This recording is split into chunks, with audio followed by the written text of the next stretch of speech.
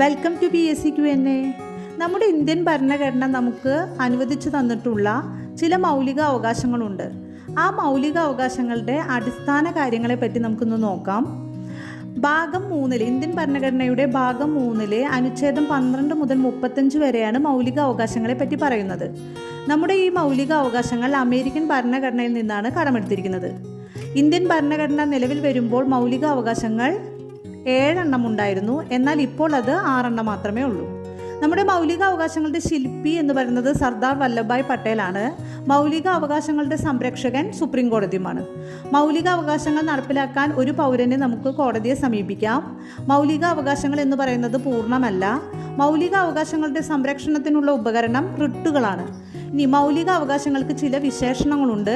നമ്മുടെ ഇന്ത്യയുടെ Magna Carta, സ്വാതന്ത്ര്യത്തിൻ്റെ വിളക്കുകൾ, ഇന്ത്യൻ ഭരണഘടനയുടെ ആണിക്കല്ല് എന്നിങ്ങനെ അറിയപ്പെടുന്നത് മൗലിക അവകാശങ്ങളാണ്.